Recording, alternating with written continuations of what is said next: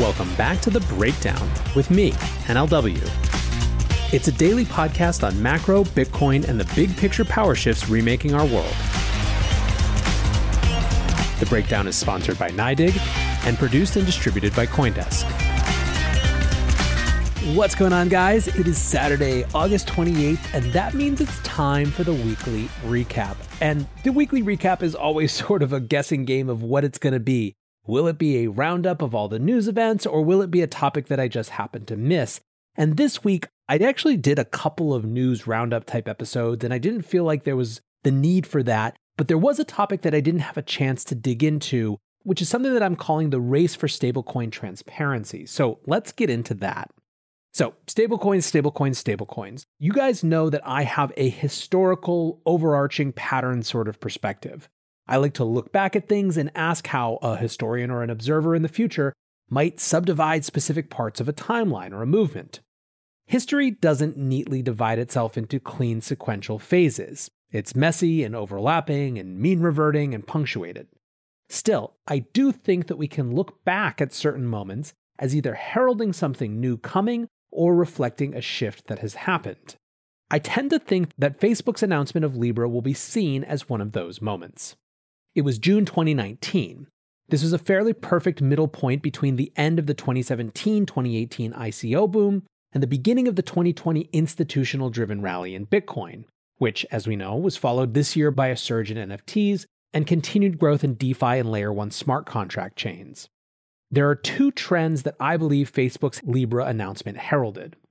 One was internal to crypto and had to do with the growing significance of stablecoins to the ecosystem. Today, trading in crypto is absolutely dominated by stablecoin pairs. When you trade some random DeFi coin, it's almost always against something like Tether or USDC. In 2017, that wasn't the case. Part of the reason that Bitcoin and the ICOs raced upwards together is that to buy into ICOs and to trade ICO tokens on exchanges, you mostly had to buy Bitcoin. Like it or not, demand for ICOs increased demand for BTC. Tether did exist, but it was nothing like the force that it is now. Fast forward to the Libra announcement. It's clear that the utility of fiat-denominated stablecoins is going to be immense, and not just for crypto. Which gets us to the second trend that Libra heralded, and indeed helped accelerate. That's the spillover of crypto and digital currencies into the mainstream of political and economic discussions.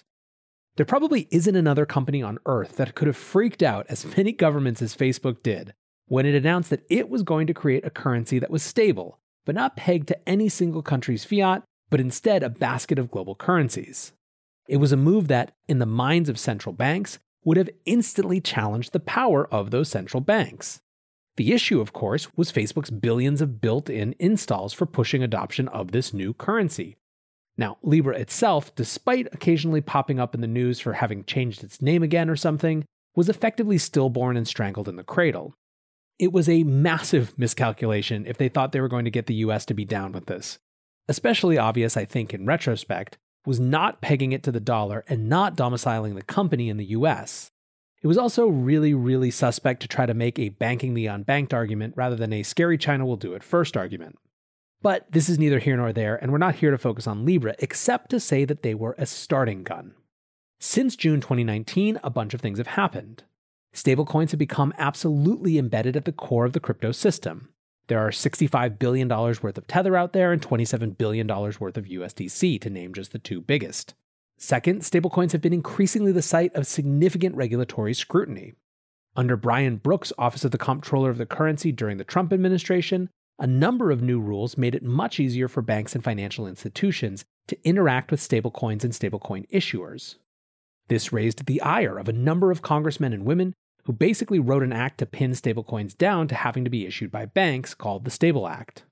When the new Biden administration came in, it immediately put every one of Brooks' rules under review.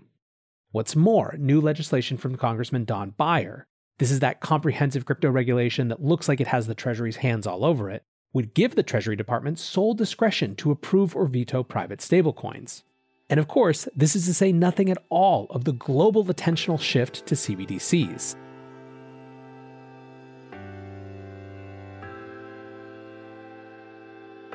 This podcast is sponsored by NYDIG. a firm that's making Bitcoin accessible to banking customers on Main Street and Wall Street alike, as part of their mission to bring Bitcoin to the people. Find out more at NYDIG.com/NLW. That's NYDIG/NLW.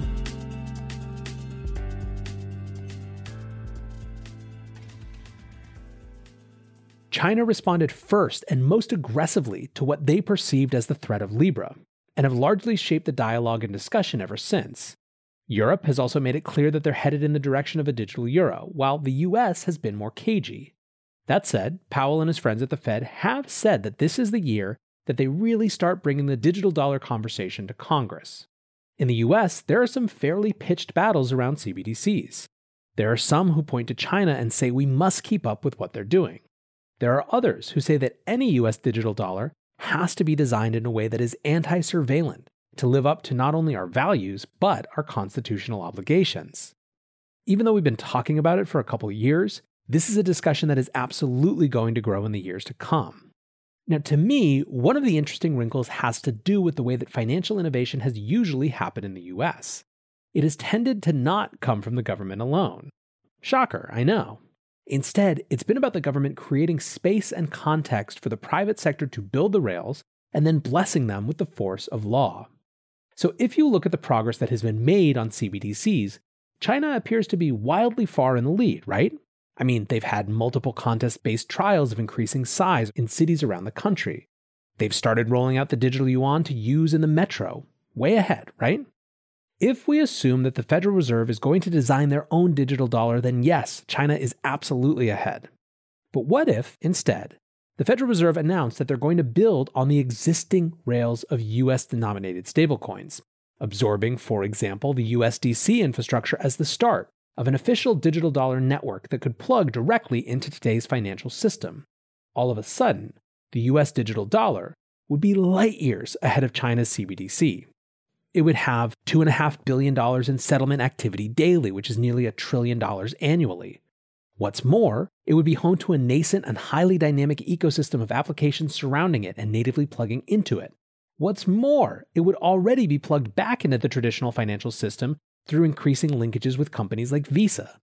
In other words, supporting the US domestic stablecoin ecosystem and investing in that as the germ of a larger digital dollar ecosystem would instantly do an end run around the Chinese digital currency. It is one of my most firmly held beliefs that some US politicians will start making this argument in the next 24 months. I'm not sure that they will actually come to pass, but I just think it's so obvious. And frankly, so in line with the previous relationship that American government and private markets have had and worked to innovate financial services in the past. So that then is my framework for looking at 3 recent moves, discussions, events, etc. in the stablecoin space. Tether is clearly working to add additional transparency to their asset disclosures. When they first started making reserve attestations, which, if you'll remember, was a requirement of their settlement with the New York Attorney General, they weren't particularly detailed, and they had a big chunk of assets in commercial paper, which is short-term corporate debt that could have come from absolutely anyone. However, in August, they made their latest attestation and gave more details about the rating of the commercial paper. Briefly, companies like Standard & Poor's, Fitch Ratings, and Moody's give grades to the creditworthiness of different investments and debt, including commercial paper. Tether's August report claims that 93% of their commercial paper is rated A2 or higher, which is an investment-grade short-term rating. It also said that the majority were rated by Standard & Poor's, but that Fitch and Moody's were used as well. Now, as always, there are still questions around Tether. Matt Levine on Odd Lots recently lamented that it's just simply out of sync with market norms to not disclose who these firms whose debt in commercial paper is held. Still, the ratings grade of the debt is for many a reason to nominally increase confidence in the backing of USDT. Then there is USDC. In June, Circle announced one of the largest fundraising rounds in history, raising $440 million. In July, the company announced that it was going public via merger with the Concord Acquisition Corp SPAC at a valuation of $4.5 billion. Around that time, Circle CEO Jeremy Allaire said that the company intended to become one of the most transparent in the world as it set out on a journey effectively of becoming a regulated bank. Part of that was a new commitment to their own reserve attestations, which they delivered on shortly thereafter. There were a couple different takes when Circle made those attestations. The first was that they were a lot cleaner and better footnoted than Tether's. But the other was that there was still a fair bit of commercial paper and corporate bonds and other things that weren't really cash. The issue was that Coinbase, one of the backers of the USDC consortium, still had language on its site that said every USDC was backed by a dollar in a bank. That created some hot water, and Bloomberg revealed more details. Quote, according to Circle, USDC coins reserves have not been all cash for more than a year. The reserves were only in cash until March 2020 when the company added short-term US treasuries to accommodate the coin's rapid growth, according to a Circle spokesperson who said the coin's disclosures also changed to reflect that. The coin's reserves moved to a broader portfolio of investments in May 2021, the spokesperson said.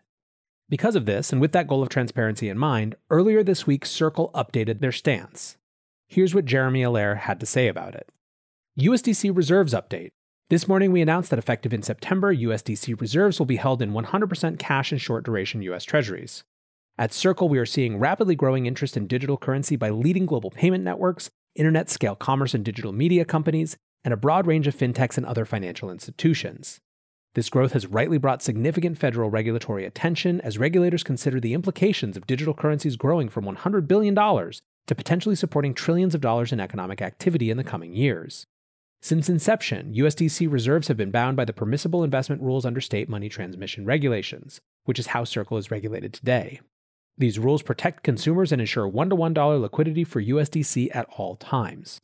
We also recently announced our intention to become a full reserve national bank, operating under the supervision of the Fed, Treasury and OCC, and the FDIC, while continuing to innovate in the application of digital currency and blockchain-based financial market infrastructure. Given our commitment to maintaining high standards, which in some cases go beyond those required by our regulators, we will, effective in September, hold all USDC reserves in cash and short-duration US government treasuries, which will be visible in our September attestation. The national dialogue around dollar digital currencies is rapidly evolving, and we are encouraged by the work of policymakers and federal agencies to understand the opportunities presented by this breakthrough technology. As industry and government work together on the appropriate future supervisory standards, we are committed to maintaining or exceeding those standards, driving innovation and building reliable, trusted, secure, and compliant infrastructure for dollars on the internet. So basically, this is just more of that reinforcement that Circle is saying that we are going to be the most regulated, the most up to snuff, the most ahead of regulators institution out there. And that to me puts way more weight on this idea that they're, if not explicitly positioning themselves to become the de facto digital dollar, at least leaving that possibility open. Still, these guys aren't the only players. Paxos took a shot at the USDC consortium, basically raising their hand and saying, yo, we've always been dollar-backed. Paxos also just raised $300 million this year at more than a $2 billion valuation, and this week announced that they were changing their token from PAX to USDP to better make it clear that it was a USD stablecoin. So ultimately, who wins and who loses with this? Well, the losers are those who are genuinely using stablecoins to try to work outside the system. However, the good news for them is that algorithmic DeFi stablecoins are probably going to fill that niche. It's also a loss for politicians who want to paint in a broad brush how unregulated this industry is. And who wins? Well, basically everyone else. More transparency, more competition. These are things that make for a dynamic, fast-growing industry. So I think this is a genuinely good phase.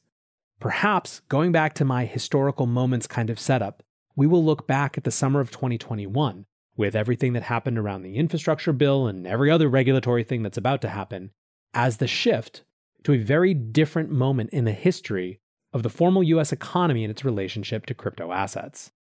For now, I hope you're having a great weekend, and I appreciate you listening, and until tomorrow, be safe and take care of each other. Peace.